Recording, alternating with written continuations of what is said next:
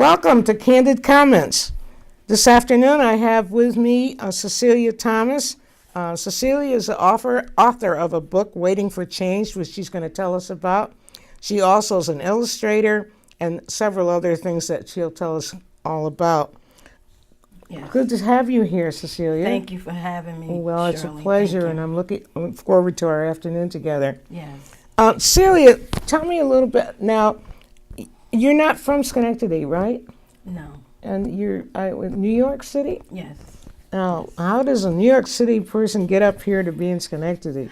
Well, it was I came up here in a desperate way to start my life over again. Would you want to share about that desperation?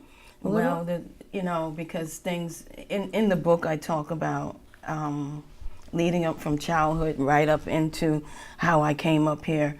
But the main thing that pushed me to come up here is because I was in and out of shelters in the city, and because of the drug use of my ex-husband, our living was very unstable. Mm-hmm. And then it just went into so many other things that were happening till I just had to get out of the city.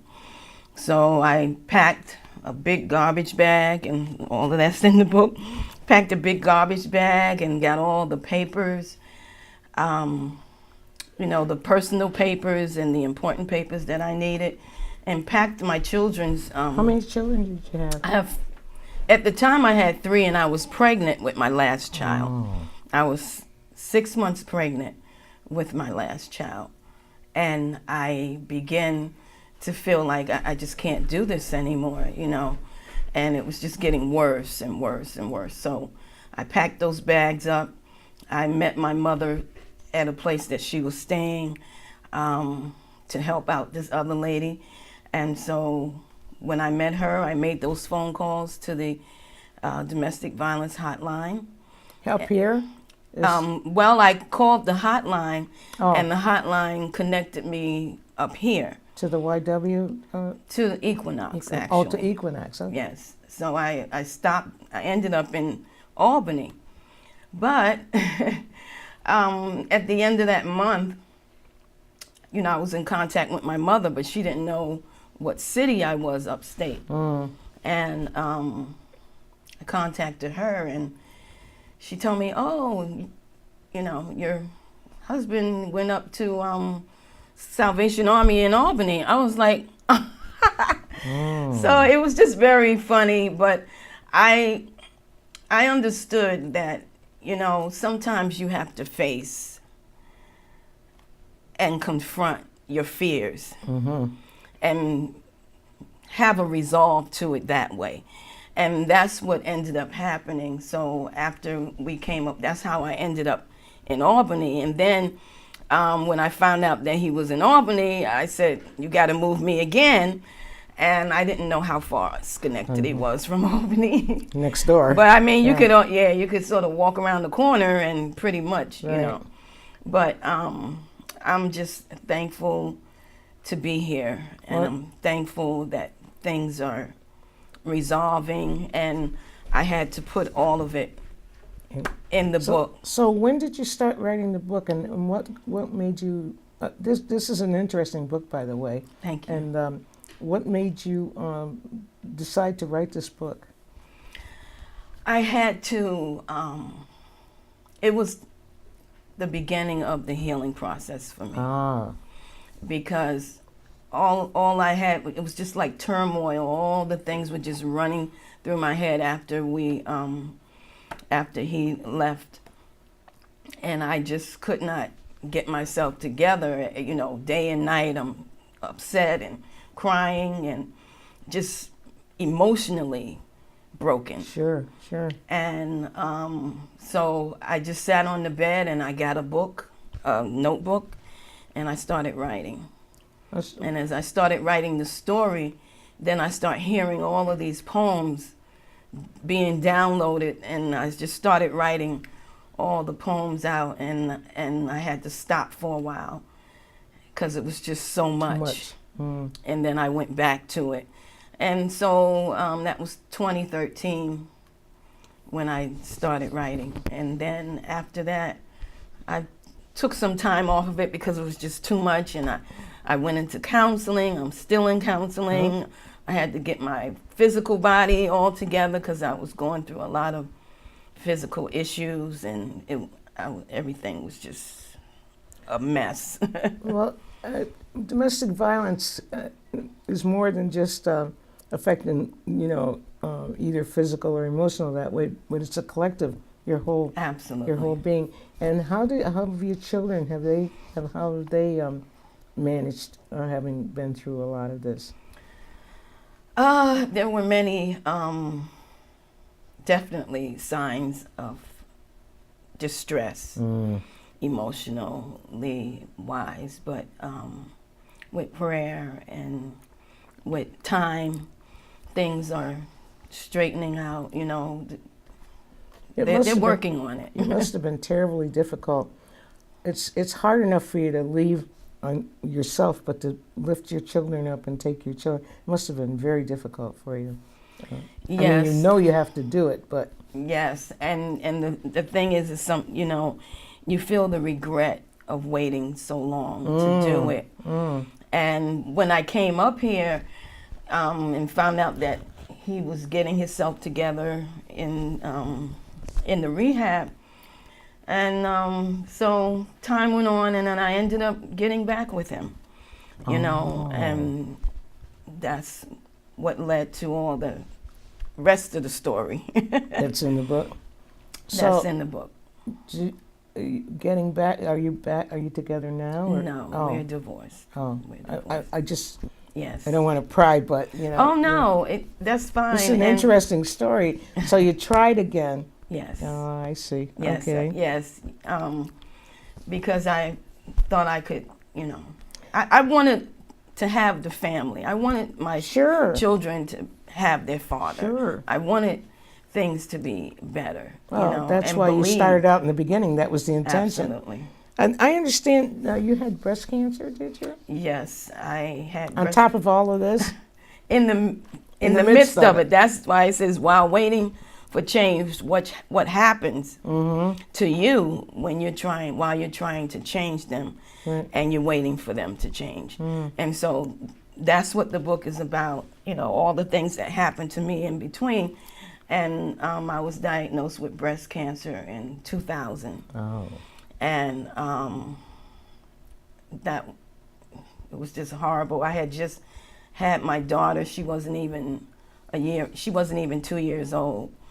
And so when the doctor told me that it was cancer, and it was an aggressive cancer, he asked me how old are my children, and that's when I cried. Oh, sure. Because my oldest son was only 8 years old.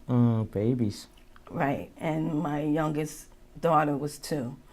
Oh, not even 2 yet. And so I was just emotionally just torn up with everything else that was going on. Just moved up here. Nothing was really settled. And then things were happening all over again with the drug issues and things like that, because it was a relapse. So it was really hard. But thank God I got through that, and it's been 16 years now that I've been cancer-free, thank God. And then in the midst of all that, or after it, you went to college for a bit?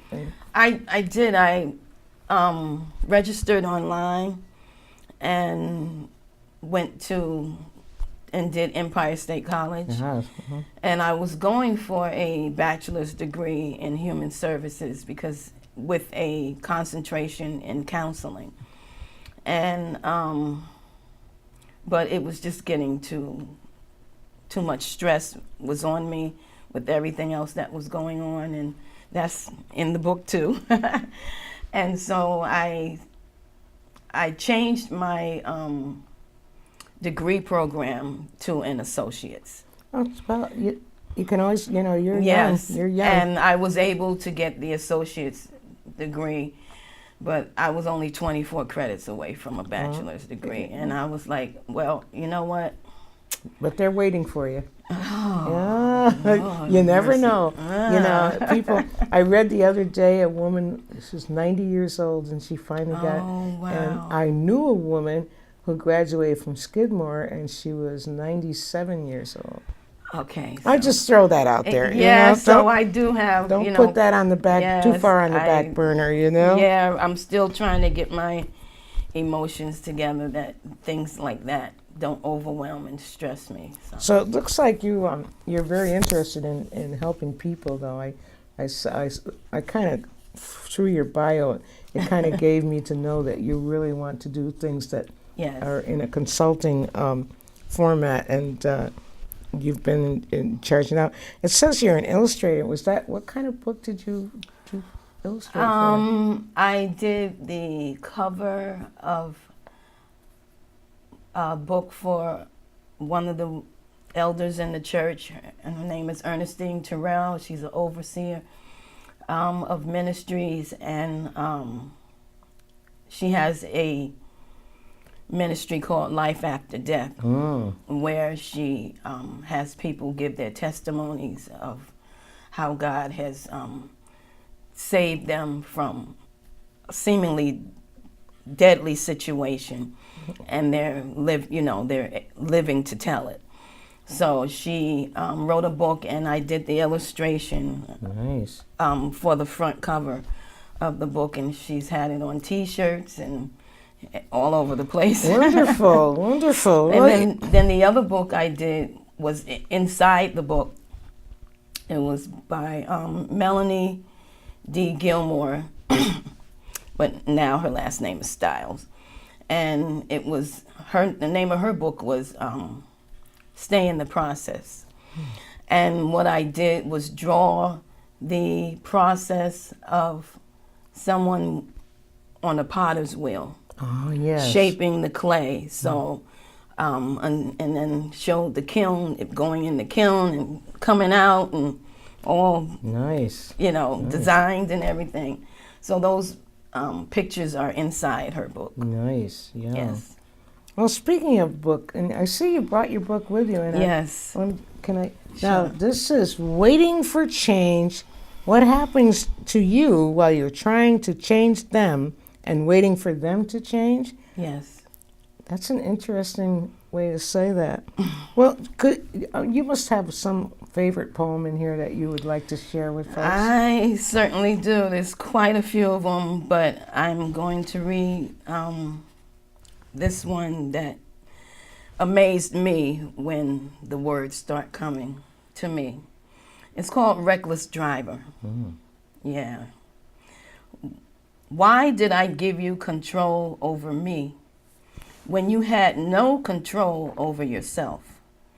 Handling me like a reckless driver, driving me down dark roads to nowhere, turning me into dark alleys and parking me there to be stripped and vandalized, broken windows and dented sides, shifting me in and out of gears of trust and mistrust, love and hate, joy and sadness, stepping over limits and boundaries by running red lights and stop signs, causing lapses in insurance and inspections by not taking care of me and keeping me covered, jerking motions, stopping and starting. You've worn down the brakes. You're out of control.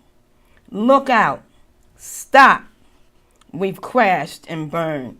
The relationship is total. Oh, interesting yeah. analogy of the car being out of control. Yes, yes, because, unfortunately, we, because we're in love and we give someone our heart, we give them control over us in a way. You're absolutely right. And, especially when you marry someone,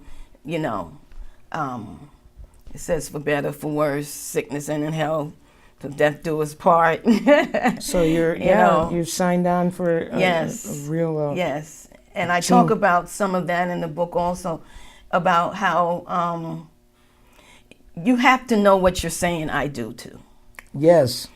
Because when you say I do, you're not just saying I do to the handsome face or the beautiful shape or, you know, all of the lovely times you had. You're not just saying I do to that. You're saying I do to all their baggage, all the things they didn't tell you, their family, Everything. the whole picture, you know. So their likes and dislikes, you're saying I do.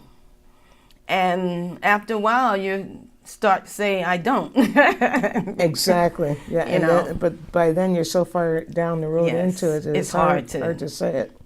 Yes, it is. And you've given your partner, you've given them the sense that they have control. Absolutely. And then they aren't very happy when you decide that wasn't what I meant. No, because now you're trying to, they would feel like you're trying to shift who's in control and who has the power. Now, I also get the sense that you are a woman of great faith. So Yeah, talk a little I bit try about to be. that. Well, no, but share a little of that. Well, I believe that that's somewhat what kept me holding on to the relationship, was believing that he was going to change and that God was going to work in him. You know, we went to church together, the family, you know, and so I was just waiting for that change to kick in. Yeah. And so, but I believe that my faith kept me from totally losing it, having a total nervous breakdown, getting sicker than what I did. I'm thankful to God for that. Yes. Now, have you spoken? You've spoken around quite a lot regarding domestic violence, but you also have some really interesting insights with regard to marriage. That whether you're talking about domestic violence or not, but just some general insights around marriage. And I was thinking, you know, I wonder if you've ever thought of doing a workshop like for young teenage girls Wow. who are, you know, because Wow. the things that you have said about control and about the expectation, and that you're not just marrying that good-looking guy, or you're not just marrying that beautiful bod, but there's more to it. And I think that you phrased it in such a way that, and you're young, and for people to hear, young women to hear, it's not a matter of preaching or saying, don't do this, don't do that. But you're just saying, you know, you need to think about these things. Yes.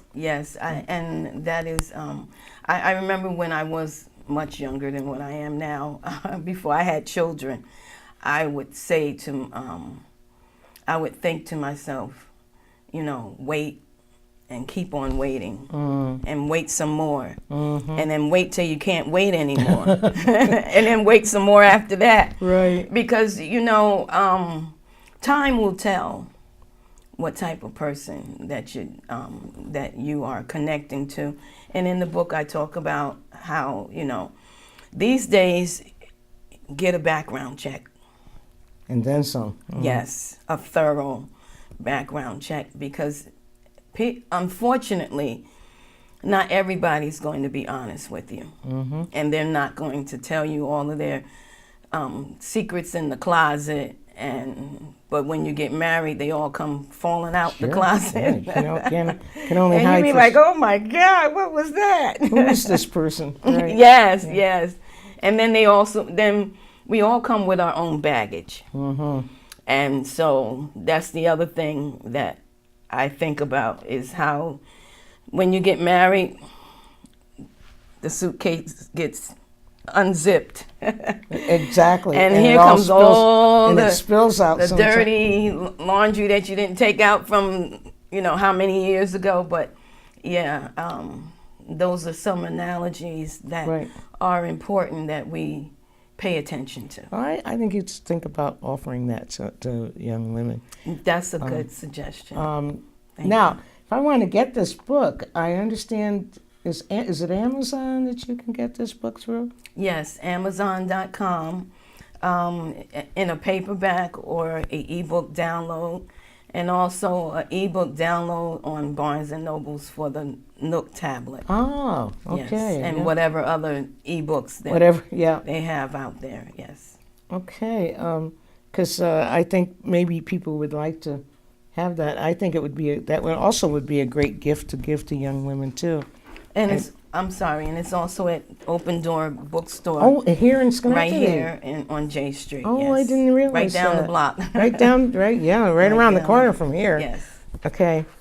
Well, tell me about Call to Prayer Ministries. You have are you involved in that in Albany? Yes, that is the church that I attend, and that's the leader of the church. Her name is Betty Gilmore, Mother Betty. She said, "Call me Mother, call me, Mother Betty." Mm-hmm. But she has been an awesome Good. woman in my life and has helped me to be empowered enough to make a decision. And like she says, a quality decision. Yes. Isn't it interesting how people will come into your life just when you need them? If you're open, if you're absolutely. open to them being there. Yes. You know, this has been really a wonderful time with you, and maybe sometime you'd like to come back again and Sure. share a little more or a little deeper, or Absolutely. however. And I really would encourage people to buy the book because it is very well done. Thank you. And I just thank you for spending some time with Thank us. you. Thank you for Okay. having me. Yes. Thank you.